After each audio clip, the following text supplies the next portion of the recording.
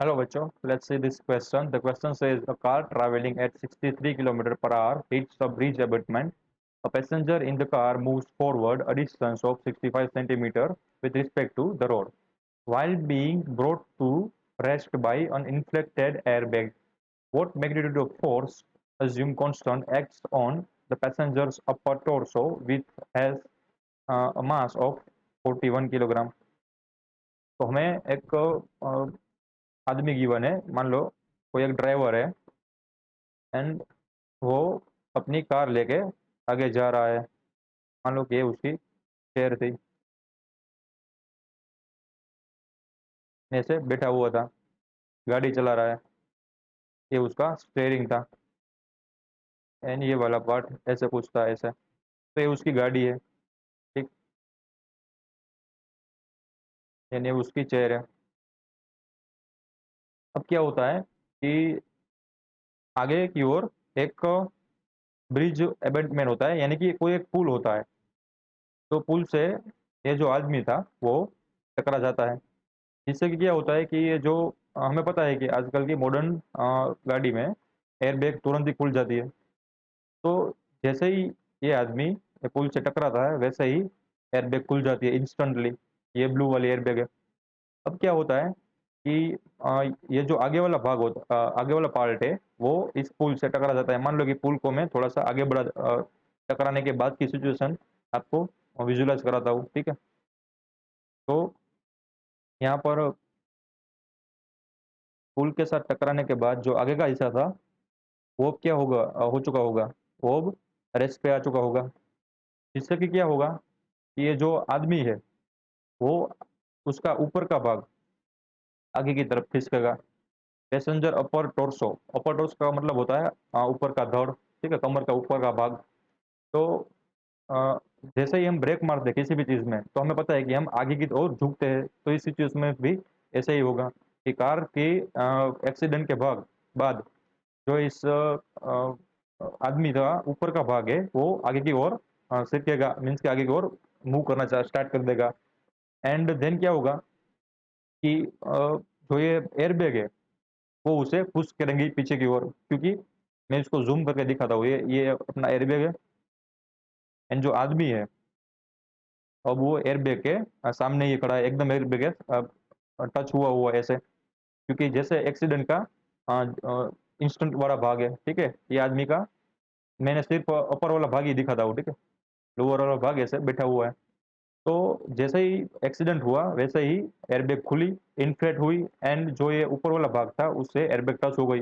अब क्या होगा कि ये जो आदमी था उस पर कोई रोकने वाला फोर्स नहीं है, जिससे कि अभी भी आदमी का जो बॉडी है वो आगे की तरफ मूव करना स्टार्ट करेगा।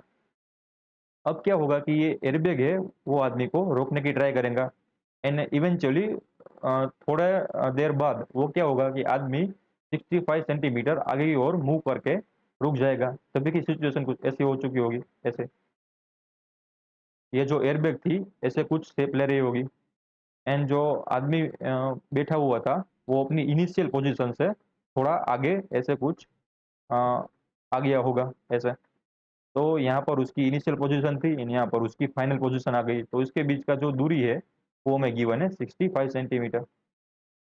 एंड जो ये फोर्स है वो किसने लगाया, ये जो आदमी पर फोर्स इस डायरेक्शन में किसने लगाया, तो इस डायरेक्शन में आदमी पर फोर्स ये एयरबैग ने लगाया। तो मैं यहाँ पर अलग पेन से दिखाता हूँ कि जो फोर्स था लेफ्ट लेफ्ट की ओर, ये वाला फोर्स वो था फोर्स ड्यू टू एयरबैग।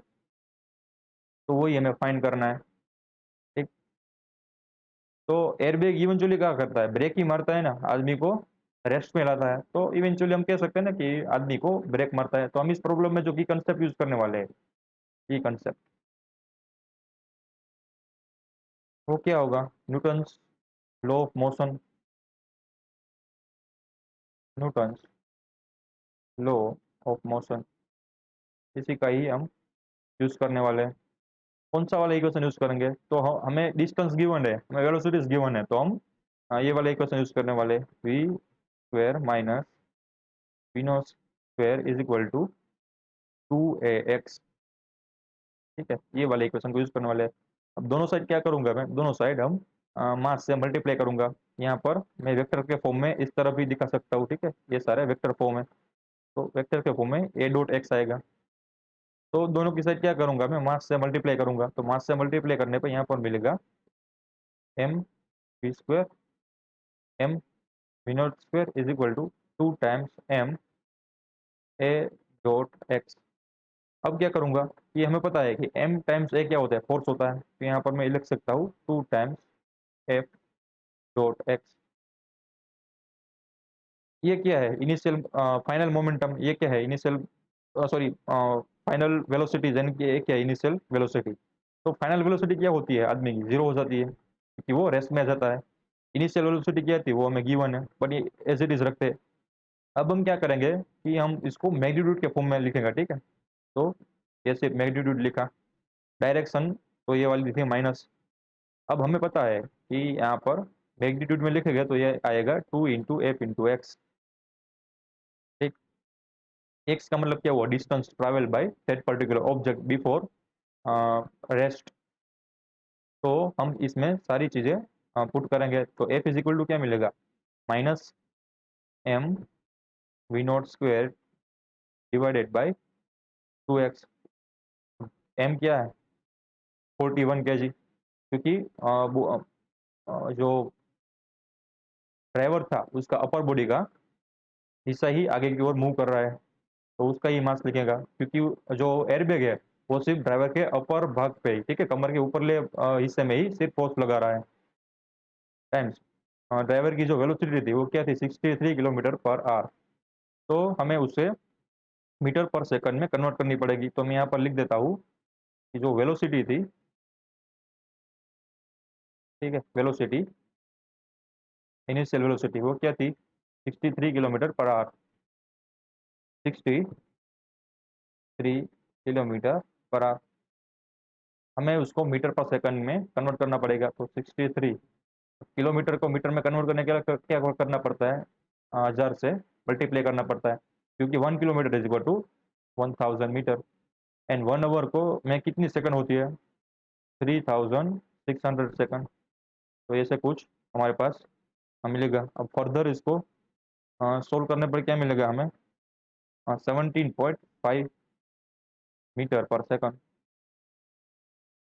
ऐसी कुछ वेलोसिटी मिल जाएगी। एंड जो डिस्टेंस गिवन है एक्स, वो कितना गिवन है, 65 सेंटीमीटर। तो यहाँ पर हम लिख सकते हैं 65 सेंटीमीटर। अब उसे भी मीटर में कन्वर्ट करेंगे तो वो कितना आएगा, 0.65 मीटर। तो ये वैल्यू हम इसमें पुट करेंगे।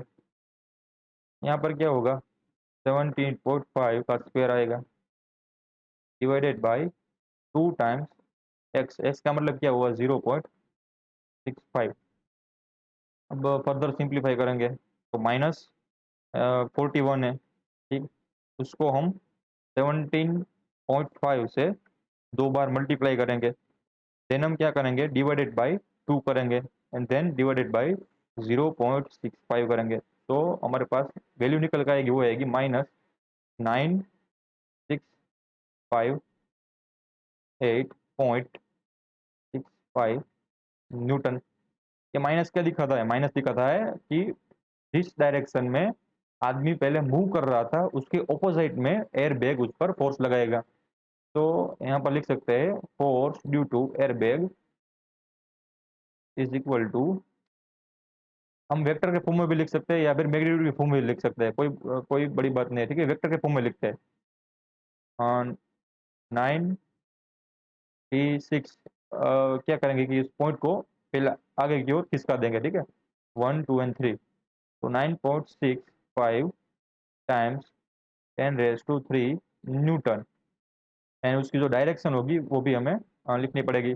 डायरेक्शन कौन सी डायरेक्शन में, माइनस आई कैप की डायरेक्शन में, यानी कि माइनस एक्स की डायरेक्शन में, Newton. So the final answer of the question is 9.65 into 10⁻³ Newton into minus x direction. I hope you understood it well. Best of luck.